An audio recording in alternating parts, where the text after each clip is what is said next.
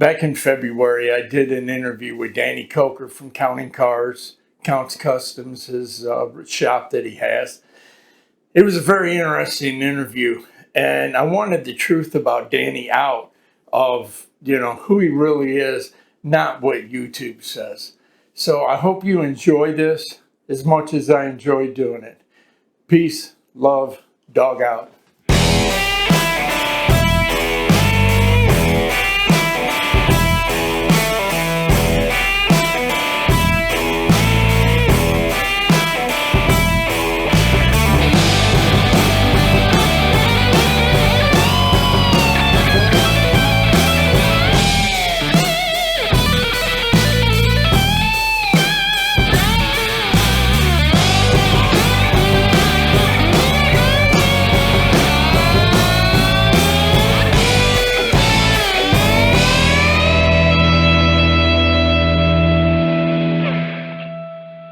Road Dog here.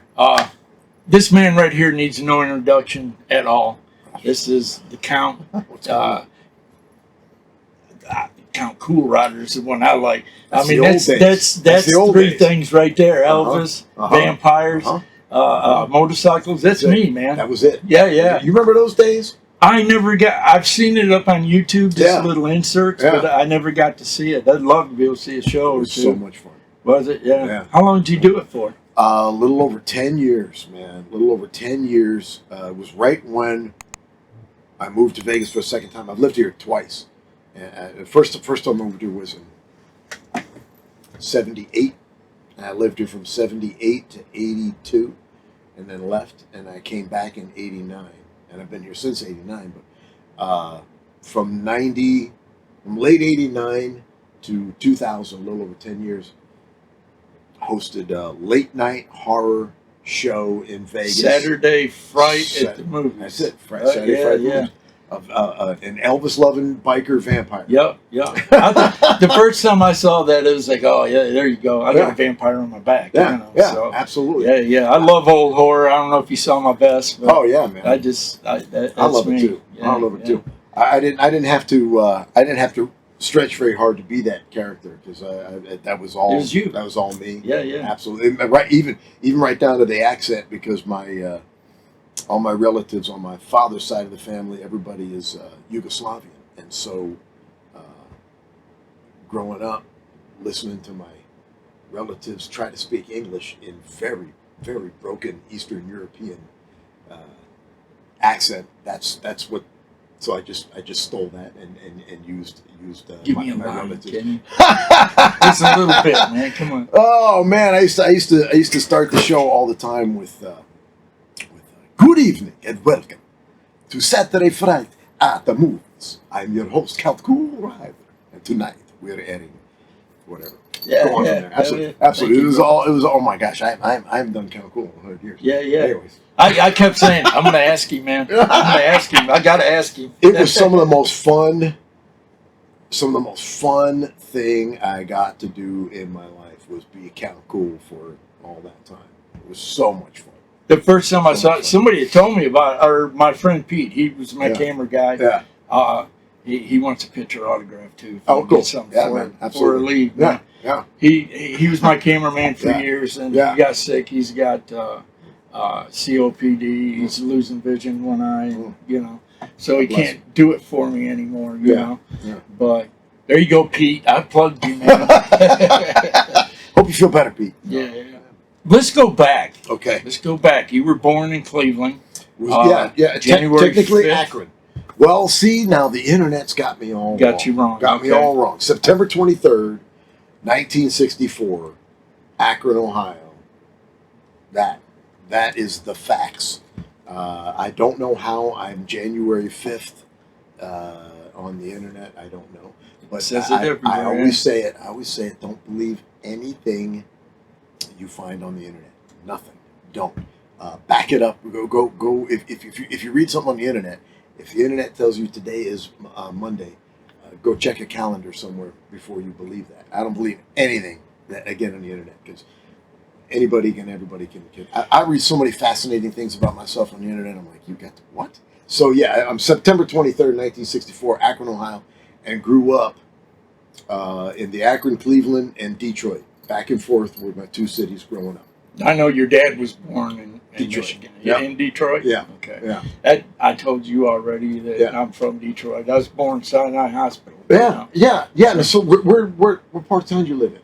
I lived in Farmington Hills. I lived in Westland, Gardens. Actually, I got a daughter in Warren, one in Garden City, and another one in Belleville. But I've lived in Ferndale. Yeah. You know, I bounced around. You know, absolutely, man. You know. I love it there. I love it there, man. I get to go back to the D. If I'm lucky, a couple times a year. I want to go there when you're playing there. It's so much fun. Playing there. I love that city, and I'm blessed that city seems to love me back. And so every time I get to go back there, I have such a good time. You know, not that my heart is not also in the Akron, Cleveland area, but so much family and connection in the Detroit area. I love it both. I really do. Well, when Detroit loves somebody, they love them, man. Like Kiss. Yes. I mean, the cities. Yeah.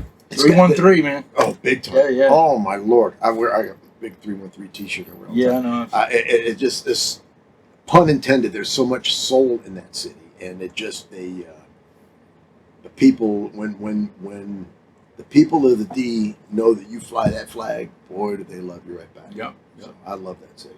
Okay, how old were you when you finally got to where you? I mean, did you stay there at any time, or was it always back and forth, like you said? Always back and forth. Always back and forth. You know, Dad was a musician. When he retired from the service, he was a musician, and so he traveled a lot. He was on the road a lot. We used to go up and stay at my grandmother's in Detroit. Saw one of your shows, I believe, where you went into the house. Got to go back to the house. Yeah. I was going to say that was hard on you. I saw that. Goosebumps. Yeah, man. You know, that house meant so much to me. To see that neighborhood, you know, where there's a house that's occupied about every 4 or 5 houses. Everything else is all boarded up. Yeah. You know, the curbs on the street are gone. Everything is just kind of running into the road, and you know, it's just a mess. But well, you could see, you know, during that episode that it was heartbreaking, man. You going into a house where you grew up and seeing the condition of it. Yeah. But see, when I was in there, when I say I got to go in there, I basically broke into it because it was boarded up. Yeah. And man, did I see a lot of things in my mind that I hadn't seen since I was a kid. You know, sitting around, you know, the little dining table and stuff, and just seeing relatives in my head, seeing my father there, my grandmother there, just in my mind. You know, when I got to go back in that house, that was intense for me, and I feel fortunate that I got to go back there and see that. I've actually been back to that house twice now. In the last handful of years, because I took my band there once too. We were playing up there, and was that during Dream Cruise? Yeah. We went back to the old house. I just wanted to show the boys. I was there, man. That's before I knew you, though. So that was a lot of fun. Yeah. Dream Cruise. I always loved Dream Cruise, man. It was great. Yeah. Just sit there and watch all the classic cars go by, new cars. Growing up there, you know, we used to cruise Woodward Avenue before it was an event. Yeah. You know, that's what it was. And so now it's turned into an event, you know, and it's really kind of neat. Your dad. Yeah. Biggest influence in my life. Cathedral. Yeah. I give you the whole shebang. I just went blank. Cathedral. Well, the Cathedrals was his quartet that he started. Quartet. That's it. That's what I was going to say. Well, originally the group was just the Cathedrals because it was a trio. Okay. And then it evolved into a quartet. It became the Cathedral Quartet. So that's where he started. Kind of. Yeah, you know, he started before that with a gentleman called Earl Weatherford, and he was with a group called the Weatherfords. And before that, he was with a group called the Foggy River Boys. Now, is that the Southern group he was with, or? I'm going by what you said. The internet lies. You know, right. Sure. I don't know what to believe, or you know. Well, There's not a lot. There's not a lot of information on the Foggy River Boys, and there's not a lot of information on the Weatherfords. The Cathedral Quartet was the biggest, probably what you'll find the most, because the Cathedral Quartet is still around today, and Dad was founding member. It was my father, also Danny Koker. George Yance was the bass singer.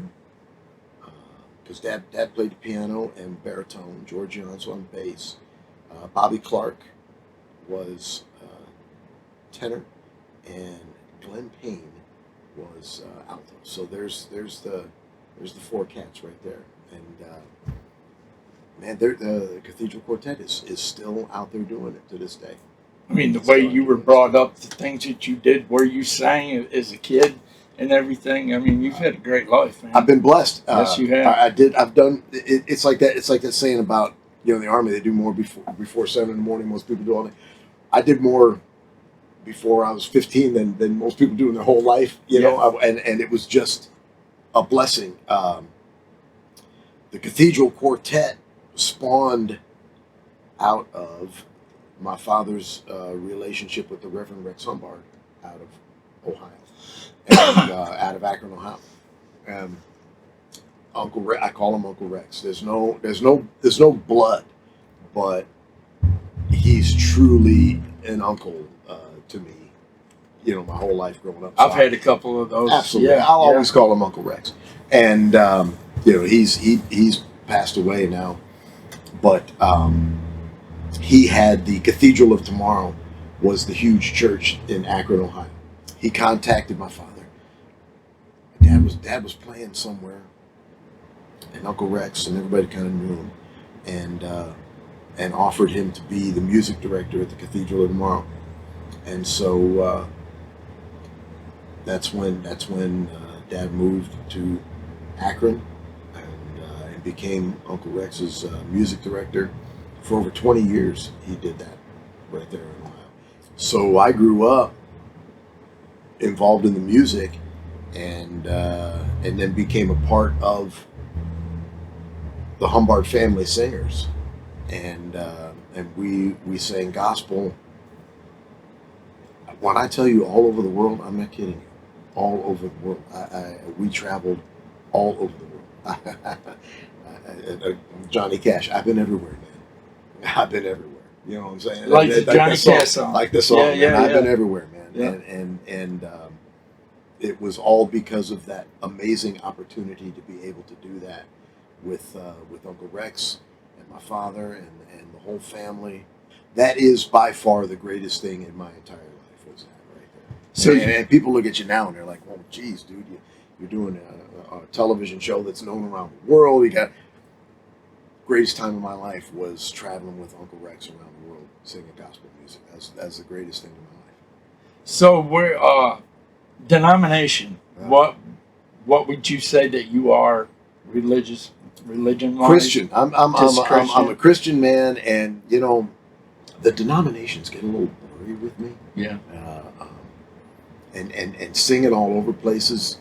I've met a lot of denominations, and man, I don't even know if I should even say this or say this right, but I'm not a huge fan of organized religion. Okay. I'm a monster fan of a personal relationship with the Lord. Yeah, there you go. You know what I'm saying? That's how I feel. It's right here, man. Right. It's between you and him and nobody else. 100%. And yes, we need our churches and we need organized religion and things like that. But as you know, you get into the Bible, and Christ himself wasn't exactly tickled pink about organized religion. No, you know what I'm saying? Yeah. And so, yeah, I kind of approach it from that angle. But I'm a huge fan of the churches that are doing it right. So you were raised. How's that for saying it proper? There you go. So you were raised in it since a little kid, right on my whole life. That's how I was. Yep. But I was raised Southern Baptist. Yeah, okay? there you go. We didn't do the snake handling and all that stuff. Right, absolutely. Dad, man, Sunday morning, Sunday night, Wednesday night, anytime youth group did anything, I was there, That's so if funny. I wanted to or not, You're right on the money because that's how it was. It was Sunday morning, Yep. Sunday night. First it was Sunday morning, Sunday night, Wednesday night, Friday. It was, Yeah. always Youth group Friday right. night for us. Absolutely, absolutely, Yeah. 100%. And I'm so thankful that I got to grow up that way because it certainly gives you the tools to deal with the insanity of the world today. Sure does. Yeah. Hey, I thank God for my dad. I mean, I had a period of time where I hated him. I couldn't stand him, and when he died, God gave me something I could never ever. I was at the house, Yeah. and we just had made up. It'd been a few years, Yeah. and I found him minutes after he died, So I looked at it as forgiveness of two fathers. Mm-hmm. I got forgiveness of my dad, and from God, He let me carry him into the house. Yeah. So Gotcha, man. that's how like I said, that's how I was raised, man. Yep. I mean, from a kid right on Yep. up. So I watched Sally Steele interview with you. I've known Sally a long time. Yeah. Oh, a lot of people have. She's been around a long time. Right. But she only touched about that much of your religion, and I was like, oh man, I got to talk Danny. Sure. We got to get this out, man. Sure. Sure. Yeah. Absolutely, man. Absolutely. It's the greatest thing, in my life. I don't know what I would be without him. I mean, when I think about, and I'm such a music person, so I just said the words without him. That song, Elvis had a huge hit without him. Listen to that song; it's amazing. Written by Mylon Lefevre.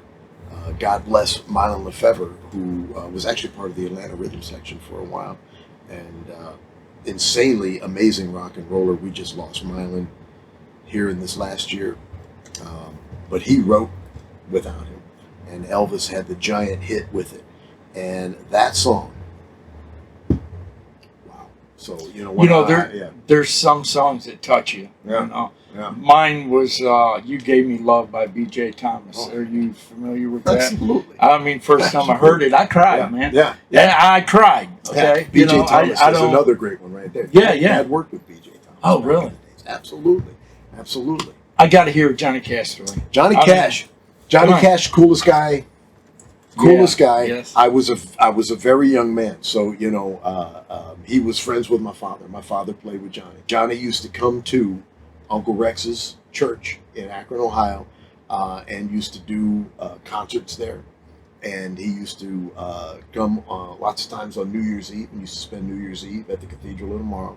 Huge, and that church was amazing. It was 5,000 seat, state of the art, so ahead of its time facility. It was unbelievable, and Johnny would come and he'd put on amazing shows, and Dad would always play with him and stuff. And Johnny been to the house because him and Dad would rehearse, and just larger than life, down to earth, way cool guy. It didn't get much more real than Johnny Cash. Now I told you before. And June. Oh yes, June was amazing. And their daughter. What's the daughter's name?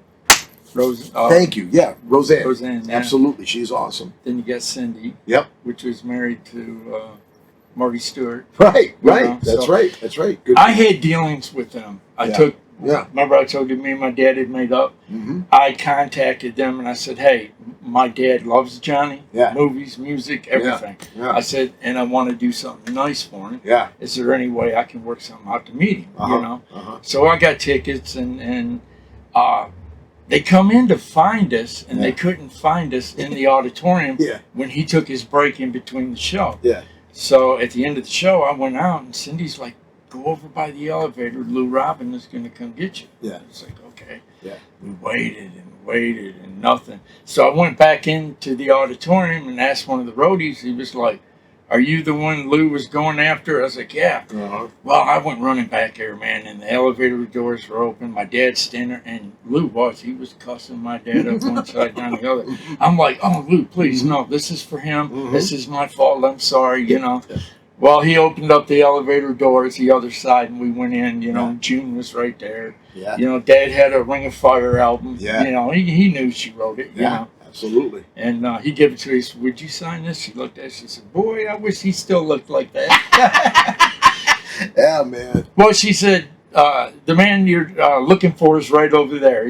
She told my dad that. Yeah. He said, "No, ma'am, I was looking for you too." You know, she gave him a hug. You know, it was cool. Yeah. So we started walking, you know, in the doorway, and you couldn't see Johnny. Yeah. Until Dad got right in the doorway, and I'm behind him. He stopped dead in his tracks. I run into him. And I kind of squeezed him. I said, "Come on, Dad, this is for you," you know. So I walked up to Johnny, and I introduced my dad, got him talking and everything. And Lou was over in the corner, so I thought I would go apologize. You know, again, try to. I know how road managers are and stuff like that. You know, they're there to get you in, out, and by. You know, so. He told me, you know, hurry the F up. Yeah. Do what you got to do and get out of here. Right. You know? So I was like, oh, okay. So I turned around and I walked back over there. And right when I walked up, Dad's pulling out a cassette tape and handed it to Johnny. And you know, as an entertainer, he's thinking, oh, man, here this guy's got it. Sure. Yeah. Sure. And my dad goes, Johnny, this is all your music, but it's very rare stuff. He said, I thought you might enjoy it. And Johnny hung that in the museum. That's cool. With a little plaque stating that it was the first time anybody ever gave him something that wasn't, you know, their music. It was a gift of love, you know. Right. And I remember he asked the bus driver, "We still got a cassette?" And he's like, "Yeah, we do." And he threw it to me. He said, "As soon as I get situated, I want to hear it." You know. So cool. Then he looked at me. Yeah. And he said, "How you doing, son?" Yeah. I said, "Do you want to know the truth?" He said, "Yeah." I said, "That man over in the corner is the biggest jerk or asshole," I said, "I have ever met." And he just like, you know, then I told him what he did, and he looked at my dad, and he said, "Jim, did he really do that?" And my dad, he was 5 shades of red, you know, and where I was standing, you couldn't see Lou through me, or Johnny couldn't, you know. So he kind of stepped over and he told him, he said, "I want you on a bus when I leave. Do you understand?" You know. So make long story short, they end up contacting me back, wanting Dad to come to the Highwayman. You know, and being a guest and backstage and everything. And Dad was like, "Nope. I met Johnny. You go." I said, "Dad, it was for you. I can't go." You know, so. But that's my Johnny story. He Cool was cat. a great guy. Way cool guy. Yes. As real as it gets, man. I got a funny Johnny thing. First time he played at the Cathedral tomorrow, he played the Sunday morning coming down, and it was so funny because me too. But see, to Johnny, you know, that's a gospel song, you know, and everybody in the congregation, they're like, "Oh, what?" And that was pretty darn funny. I'll never forget that. I'll never forget that. Cool cat. Well, I know you're busy.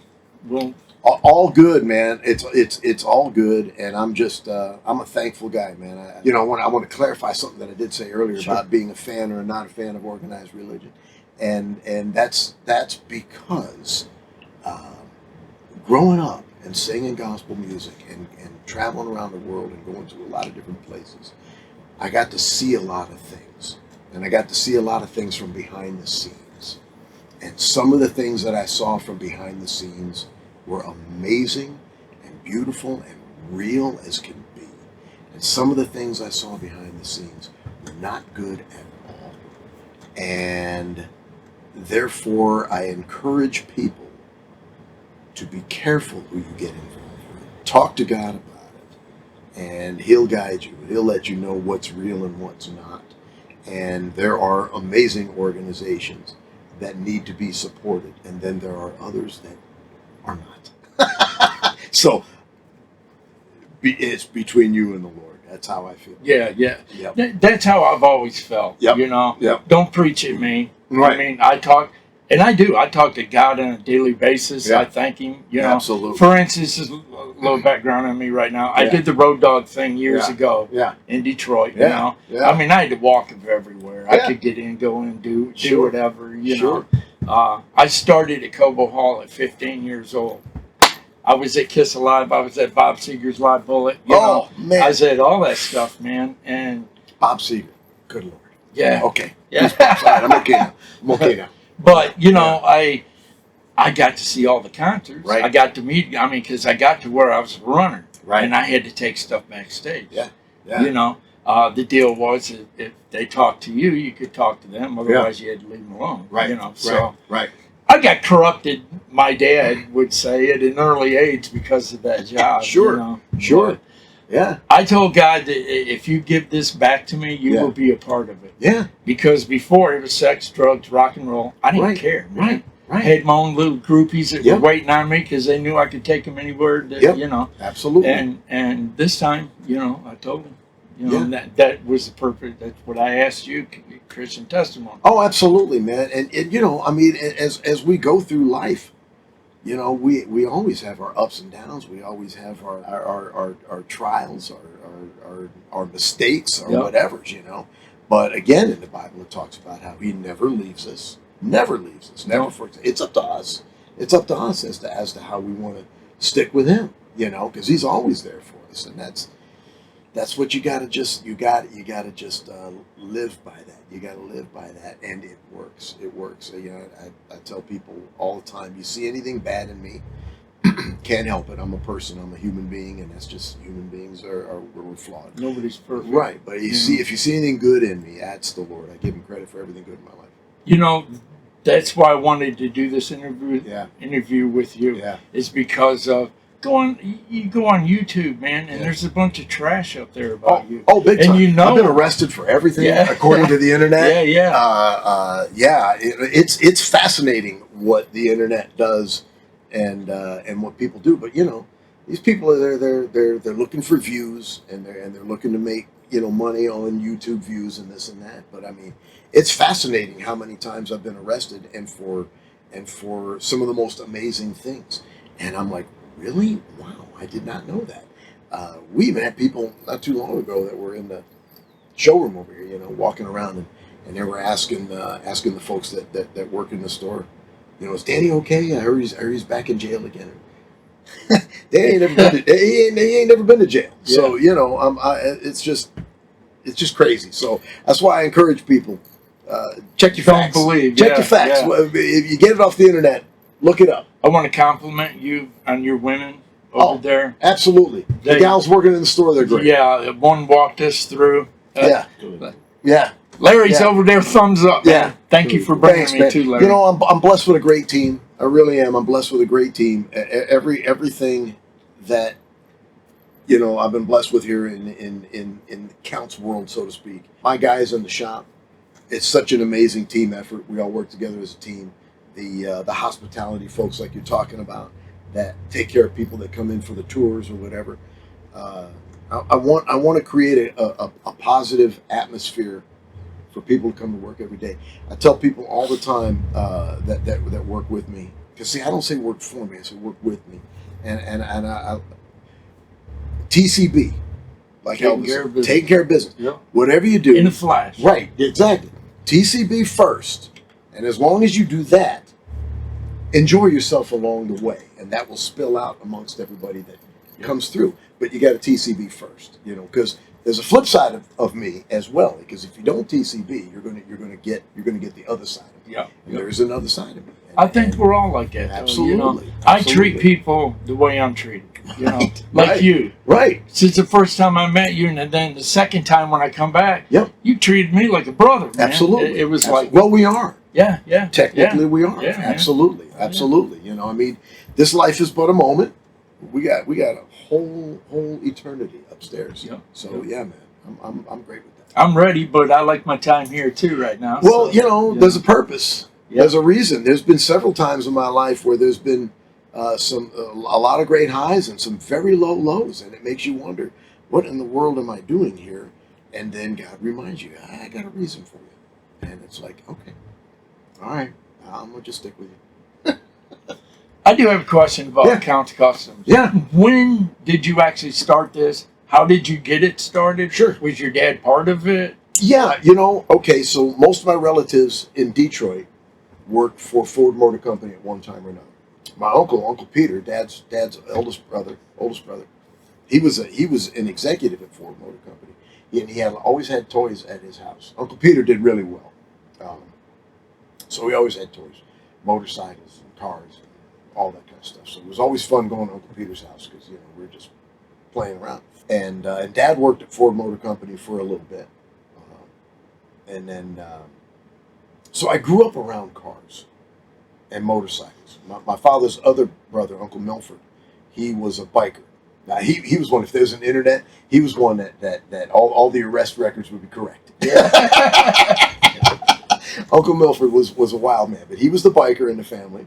And, but I grew up around the cars and the bikes. So it was an honest thing. And, I had minimal training in school, back when they used to have auto shop class and things like that, But just being around the family and the relatives is what I grew up doing. And so the cars and the bikes were always a hobby. Dad got me on a motorcycle when I was 7. I've been riding since I was 7. And so it's like 20 years now. Anyways, I got my first bike at 9. So. Yeah, exactly. Well, besides go-karts and mini bikes. Right, and, absolutely. Yeah. And so the hobby was always in the background. As a young guy, I was a sound guy, audio guy, camera guy, editor, evolving into technical director, evolving into a director. And for quite some time there, my paycheck, my trade was I was a multi-camera, live-to-tape television director. Prolific on up to like 7 cameras and all kinds of different things. And that's what I had. And I actually had a small production company. I lived in Florida for a while. I had a production company. And the hobby was always the cars and the bikes in the background. And so eventually the hobby was growing, and got a few of us involved in it. And I'd be, riding one of my motorcycles somewhere or driving one of my cars somewhere. And somebody would go, dude, who did that? Where'd you get that?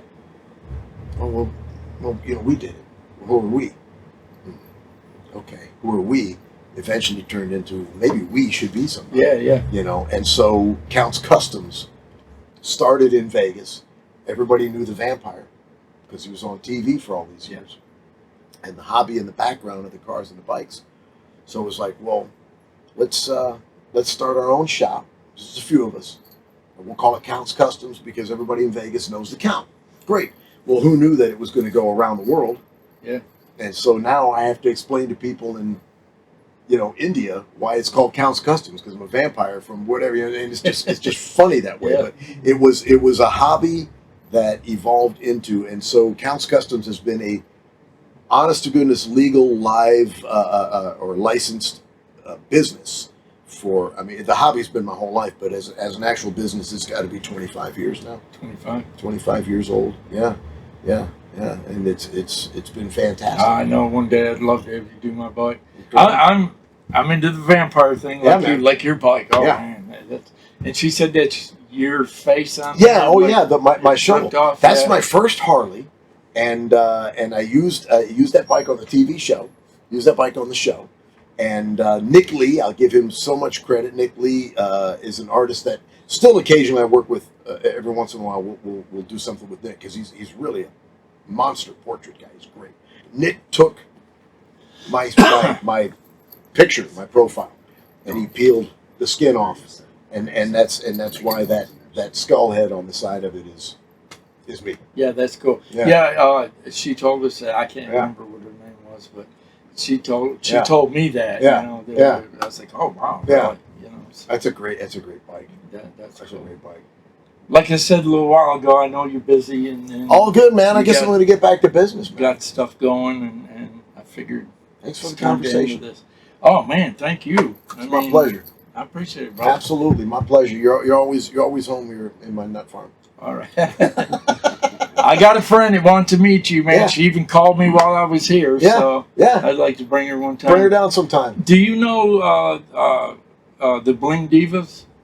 No. She said that you might know the president. That's what she had said to me. But she's in that MC. Okay. But she made sure she called me when she knew I was there. So. I mean, I might know the president, but I yeah, you know so many people and stuff. I can't keep track. Yeah. I can't keep track, man. Well, I gotta check my own license half time to get my name right. I'll tell Twiggy that All right. I'll bring her down All to right, meet absolutely. you. So. I look forward to She's meeting got a Twiggy. beautiful bike.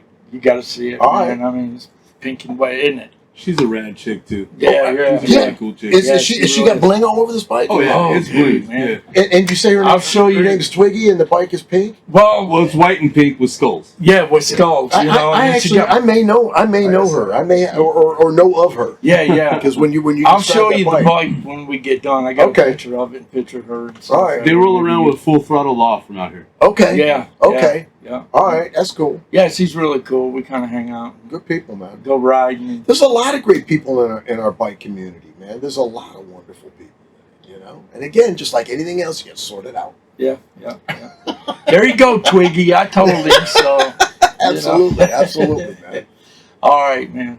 Like I said, I My really pleasure. appreciate it. My pleasure. Thank you. I tell you what, this is one great guy here. Don't let that get out or ruin my whole rep. Yeah, Mike Rooney, you know. But besides him, Larry Topping, he my truck broke down, Yeah. and I was gonna be throttling up here, you know. Don't do that. And It's well, cold. I know, but I had to be here. I you got know? you, man. How long He have I was worked on gonna this? do it too. Larry, that was nice. That Yeah, was it nice was. Bring him, man. He asked me yesterday morning. He said, "Are you riding your bike up here?" First I said no. Then no. He said, "Are you riding up there?" Uh-huh. And I was like, "No, yeah." And he goes, Right. "It's gonna be awful cold, man." You ain't And kidding. that's when he offered to Yeah. bring me up Yeah, here. the and weather's everything. been funky lately too, man. Yeah. It's cold, Yeah. cold and wet, man. Come here, Larry, No, just thank for a minute. Larry, my man. Always good to see you. Thank you for having me. I appreciate Dude, it. We even got absolutely. Stony Curtis over here. Stony He's Curtis hanging out. being really He's hiding quiet back and there. hiding out. Absolutely. He's taking a little time off from his exotic dancing job. Yeah. Well, you know, you got to give the body a minute to, you know, yeah.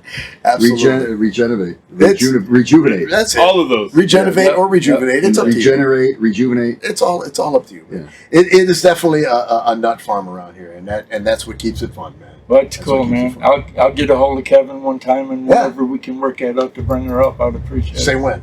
Okay. Don't All right. threaten me with a good time, Yeah, I hear you. Larry. Great to Thanks, see bro. you again, Right sir. back Road at you, dog. bro. Right back at you. Show's over. I don't even know where to go with it now. Credits I've had roll. such a good time. Peace, love, dog out. Amen.